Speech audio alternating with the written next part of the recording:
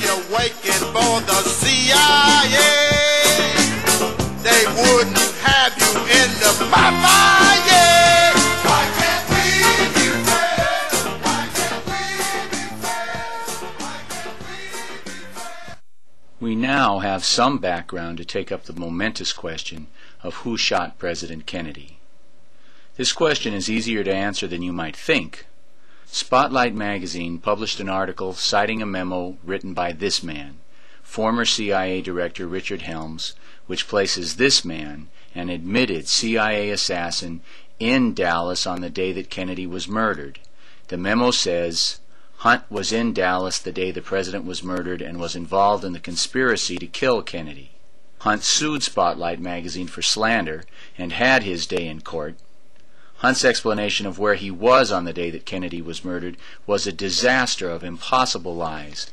Over the years, Hunt has given 5 different explanations of where he was on the day that Kennedy was murdered, and the jury found him guilty of the president's murder when they found the magazine innocent of slander. There is at least one story from this trial that should be told. During the trial, former head of CIA Richard Helms testified that Marita Lorenz was a CIA agent known to him and working for them.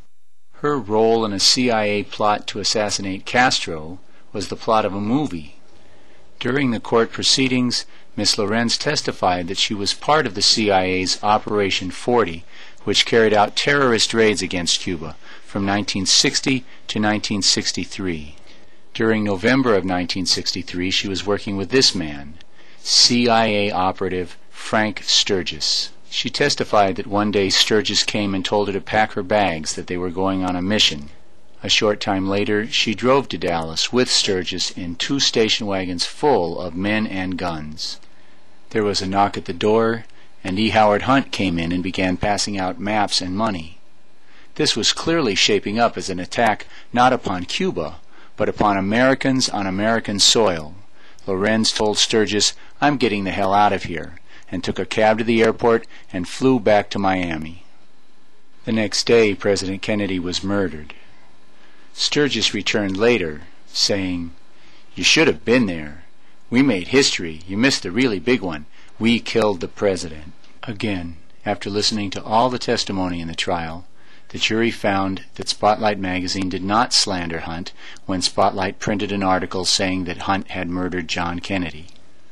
But Hunt did not have the ability to steal the body from the Dallas coroner, or to steal it again from the Secret Service, and remove it from its coffin, and mutilate it, and then return it without attracting public attention, and he didn't have the ability to get all of the media to lie about it for the next 40 years. That those theories are wrong. The theft of the body, for example, could only have been carried out by the most powerful devils in the world. Devils so powerful we would recognize their names if we heard them. Can we connect Hunt to any major league devils? Former President Richard Nixon might be a good place to start. Even though he's not generally regarded as an expert in handling guns, he is generally regarded as one of the most evil people to ever occupy the White House. And it's not a secret, everybody knows. You, the jury of the damned, Benedict Arnold, Lizzie Borden, Richard Nixon. But I'm not dead yet. In fact, I just wrote an article for Red Book. Hey, listen, I did a favor for you. Yes, Master. Richard Nixon chose E. Howard Hunt to lead his private White House goon squad, the so-called Plumbers Unit. Hunt became famous as the head of the Watergate burglars, but after his arrest for breaking into the Watergate Hotel, while he was sitting in jail, Hunt suddenly began sending messages to Nixon that he needed $1 million to keep his mouth shut. At the same time, Hunt started talking to reporters, saying that he was a CIA assassin. To the thousands of people who believed that the CIA had killed Kennedy, this was earth-shaking news. Hunt was threatening to tell about the Kennedy assassination if Nixon didn't get him the hell out of jail and get him $1 million. He called up the FBI and told them they had to stop investigating Hunt's activities in Mexico. He said the FBI investigation would threaten to uncover the whole Bay of Pigs thing. The whole Bay of Pigs thing? What is that supposed to mean?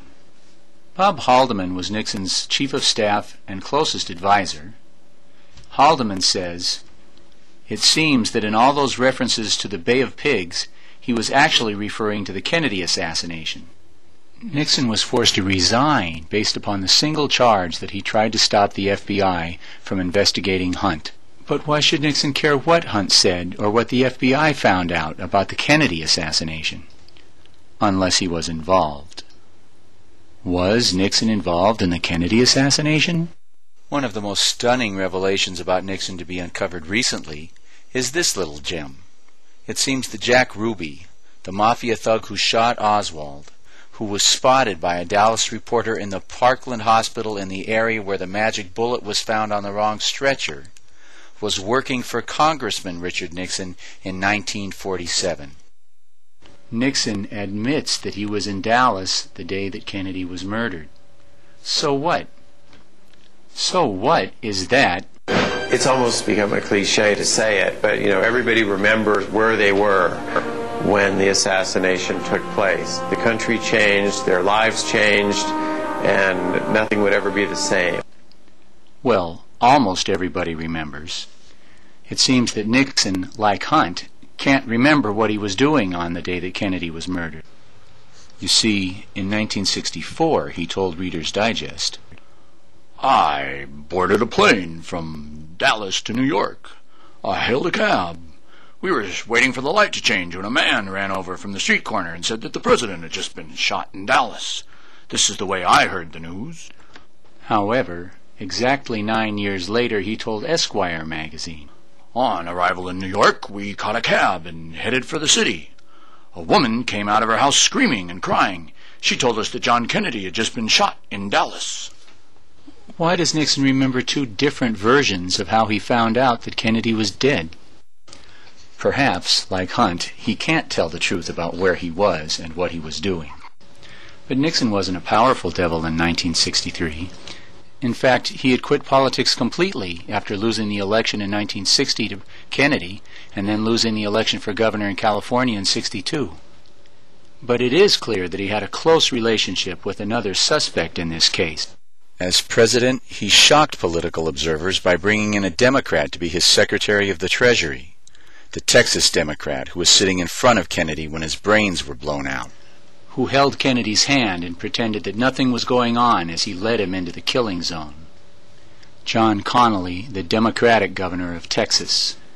It's important to remember that these guys are really just small-time devils, and we need a little bit of historical background on the really big devils before going on.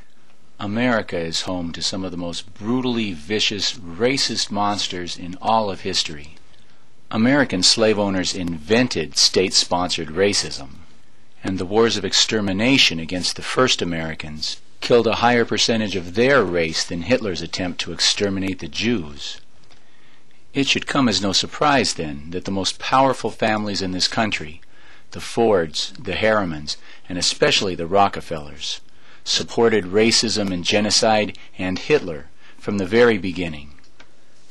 This is J. Edgar Hoover, the head of the FBI for nearly 40 years. He has recently been criticized for being gay and a cross-dresser.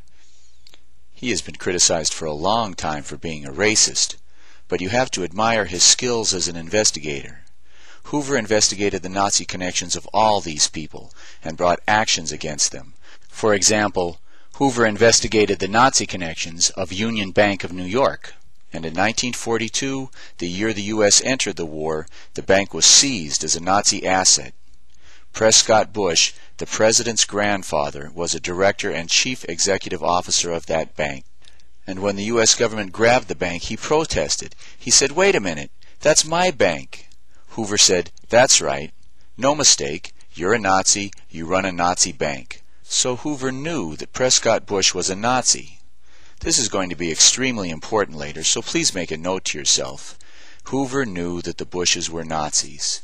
But let's get back to this guy, Prescott Bush, the president's grandfather.